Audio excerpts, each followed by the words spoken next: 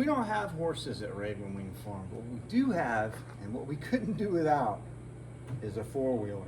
This thing does a lot of work, from taking trash up to the road, which is a considerable distance, to hauling logs, just you name it out here. It's a little workhorse. What I'm going to do today is do an oil change on it, take you through the process, but I'm also going to show you a few different things, easy to do. If you just remember to do it each time you get on your four-wheeler, you'll extend the life of your machine. The suspension is connected to the frame through arms and shocks. What's a good idea is every third ride or so, just take some lubricant. Doesn't have to be anything fancier than WD-40, and give those points a shot. You don't have to soak it down, just something to give it a little lubrication. I do that, like I said, every third time. It gets a lot of use out here, so I go ahead and use the silicone and just hose that down in there. Steering column post will get a shot as well. Use silicone for that. On my machine, there are 5 grease points. 2, one on the upper and lower rear arm, same for the other wheel, and there's also a grease point at the sway bar. Go ahead and get that done when you're on your maintenance cycle. You don't need to pack it out, just 1 or 2 squirts is good. My particular machine uses a 17, so go ahead and on the bottom of the crankcase, the oil pan, break it loose, and then have your pan ready to go, because when that oil starts coming out, it's going to have a place to go. In this case, I've got a drain pan.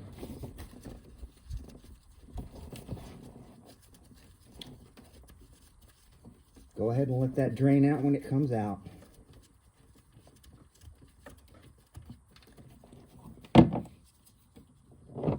Next thing to do is just to take and change the oil filter.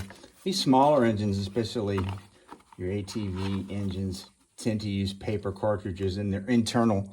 If you're familiar with oil changing at all on a larger machine or a car, many times that cartridge is going to be external and you're going to screw the whole cartridge off. Well, that's not the case here. We have to remove this cover and then pull out the old filter and put the new one in. See, that cover pops right off after we remove the retention bolts. And now we're just gonna grab a pick and pull out the cartridge itself. Come right on out. Here's also a good time to mention, if you see that, there's also that rubber seal right there. Now, they sell replacements and it's recommended that you put another one in.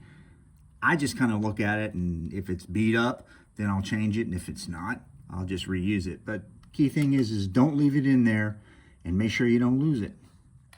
Here's the new paper cartridge. It's important to note that this is a press fit and not a screw fit, so you won't have to screw anything in like an external cartridge, but you do have to make sure that you go ahead and pop it over that center ring so that you're absolutely making sure there's a good seal on there, and there is. The next thing is to check your ring that we talked about. This one's in good shape. So I'm gonna go ahead, put that over this, and then put this back on like so. And then that'll line up, and then we'll screw it off, and it'll be good to go. Don't neck beard it. Torque specifications call for 8 foot-pounds of pressure. Use your torque wrench, spend the time. There's a reason why that they're doing this. So go ahead, or they're calling for the spec. Make sure that you've got a torque wrench and there it is, set. Listening for that click. There it is.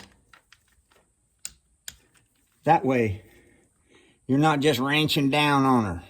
It might be difficult to get out, or worse, it could break on you. Don't forget to put the oil drain plug in your oil pan back in. Once you've done that and torqued it to spec, it's time to put the oil in. What oil? I don't know. I'm not an oil snob, okay? A lot of people will engage in oil wars. This oil is better because, that oil is better because. I try to keep it simple. I just use Valvoline 4-stroke motor oil, 3 quarts. I use a funnel because I have to reach in past some of the panels.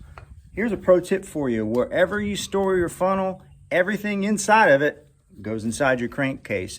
Do yourself a favor, make sure you spray that sucker out so that you're not washing any debris, leaves, or dirt down into your engine while you're putting in the new oil.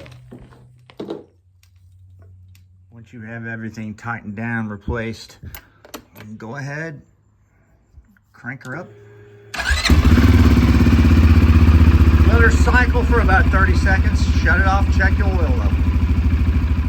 Survey says, yeah, we're good. So at this point, if you've done your diligence, you've checked for leaks,